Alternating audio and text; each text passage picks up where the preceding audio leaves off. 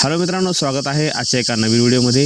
मित्रांनो, सीपी मुंबई पोलिसांचा निकाल कधी लागणार, केव्हा लागणार, काय स्वरूप आहे, अशा पद्धतीच्या कमेंट आलेल्या आहेत। त्यामुळे ठरवलं की सीपी मुंबई पोलीस निकाल कधी लागेल या विषयावर आपण एक या ठिकाणी व्हिडिओ बनवूया। मित्रांनो, व्हिडिओमध्ये आज मिळणारी माहिती खूप महत्त्वाची आहे, त्यामुळे व्हिडिओ सुरुवातीपासून शेवटपर्यंत पूर्ण बघा, कारण बऱ्याच शंका, बरेच डाऊट आजच्या व्हिडिओमध्ये क्लिअर होणार आहेत। ग्राउंड संपलेला आहे, लेखीचे पेपर संपलेले आहेत, फक्त फायनल कट ऑफ लिस्ट लागायची बाकी आहे। फायनल कट ऑफ लिस्ट आणखी कशाबद्दल लागलेली नाही, कशामुळे लागलेली नाही, तर लेखीचा पेपर झाल्याच्या नंतर लेखीचे मार्क आणखी फ्लॅश झालेले नाहीत। ज्यावेळेस फ्लॅश होतील त्यावेळेस ग्राउंड प्लस लेखी असं टोटल मिळून दोन्हींचं टोटल लावून फायनल कट ऑफ लिस्ट या ठिकाणी मुंबई पोलिसांकडून फ्लॅश करण्यात येईल। अर्थात त्यांच्या ऑफिशियल संकेतस्थळावर ही लिस्ट तुम्हाला पाहायला मिळेल। याच्यामध्ये मित्रांनो, ग्राउंड झाल्याच्या नंतर लेखी हा पेपर झाला, लेखीचा पेपर झाल्याच्या नंतर कट ऑफ लिस्ट लवकरात लवकर लागावी अशी उत्सुकता विद्यार्थ्यांमध्ये होती। साहजिकच आहे, फायनल कट ऑफ लिस्ट कधी लागेल, कशी लागेल याची उत्सुकता असते। ज्यांचं नाही गेलं त्यांना सुद्धा उत्सुकता असते, कारण त्या ठिकाणी आपण त्या ग्राउंडवर गेलेलो असतो, तिथं आपण आपली मेहनत दाखवलेली असते। पेपरला पण गेलो असतो, तिथं सुद्धा आपण आपली कष्ट, एफर्ट या ठिकाणी आपण तिथं दाखवलेले असतात।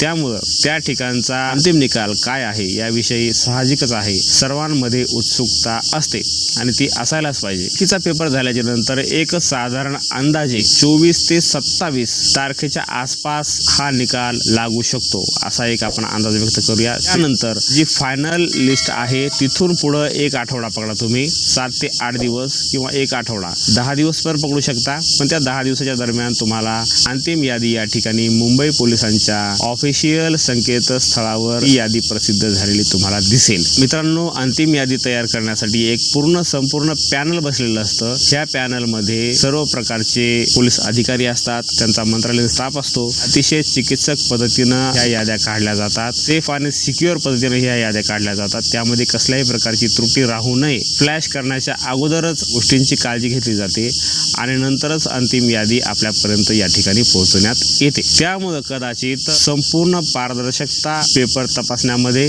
आणि cut off list category wise लावण्यामध्ये या ठिकाणी तपासल्या जात आहे, म्हणून थोडासा वेळ लागेल, परंतु अंतिम यादी ज्यावेळेस येईल त्यावेळेस त्याच्यामध्ये कसल्याही प्रकारच्या त्रुटी असू नयेत हा उद्देश या ठिकाणी मुंबई पोलिसांचा असतो आणि प्रत्येक पोलीस अधीक्षक कार्यालयाचा हाच उद्देश असतो की आपण ज्यावेळेस अंतिम यादी प्रसिद्ध करू, नंतर त्याच्यामध्ये कोणी ऑब्जेक्शन घेतलं नाही पाहिजे, सर्वांचं या ठिकाणी यादी बघून समाधान झालं पाहिजे, इतकं विश्लेषण त्याच्यामध्ये असतं। त्यानंतर त्याच्यामध्ये आणखी एक विषय येतो की काही विद्यार्थी असे असतात की त्यांना समान मार्क पडलेले असतात, ते सारख्या वयाचे असतात, सारख्याच कॅटेगरीचे सुद्धा असतात। त्या उमेदवारांची सुद्धा अंतिम यादी कशा प्रकारे काढायची, कशा प्रकारे प्रसिद्ध करायची, नंतर अंतिम क्रायटेरिया काय ठरवायचा। समजा काही विद्यार्थी समान मार्क घेतलेले आहेत, समान कॅटेगरीचे आहेत, समान एज, समान वयाचे आहेत, तर यांच्यापैकी नेमकं घ्यायचं कोणाला, संपूर्ण अंतिम अधिकार हे त्या घटक प्रमुखांचे असतात। त्याप्रमाणे ते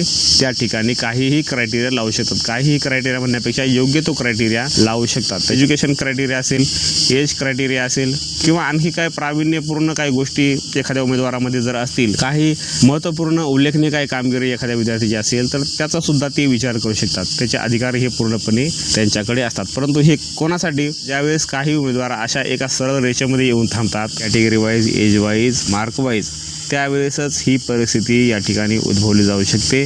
अन्यथा ज्या पद्धतीनं रेग्युलर कट ऑफ लिस्ट लागायची आहे त्या पद्धतीने ती लागणारच आहे। तर मित्रांनो, फायनल कट ऑफ लिस्ट या महिन्याच्या म्हणजेच एप्रिल महिन्याच्या एंडिंगला किंवा मेचा पहिला आठवडा यामध्ये ही फायनल कट ऑफ लिस्ट येण्याची दाट शक्यता आहे। त्यामुळं या महिन्याचा एंडिंग आठवडा किंवा मे महिन्याचा सुरुवातीचा आठवडा। तर आय होप तुम्हाला तुमच्या प्रश्नाचं उत्तर या ठिकाणी मिळालेलं असेल। काही प्रश्न, काही शंका असतील त्या कमेंटमध्ये विचारा। चॅनलवर नवीन असाल तर चॅनलला सबस्क्राईब करायला विसरू नका, कारण अशाच महत्त्वपूर्ण विषयांचे व्हिडिओ आपण आपल्या चॅनलवर या ठिकाणी घेऊन येत असतो। आणि हा व्हिडिओ तुम्ही कोणत्या जिल्ह्यातून बघत आहात कृपया करून कमेंटमध्ये आम्हाला सांगा, कारण महाराष्ट्रातल्या कुठल्या जिल्ह्यातून आपले व्हिडिओ पाहिले जातात हे सुद्धा आपल्याला समजणार आहे। त्यामुळे परत भेटू एका महत्त्वाच्या अपडेटमध्ये, तोपर्यंत जय हिंद, जय महाराष्ट्र।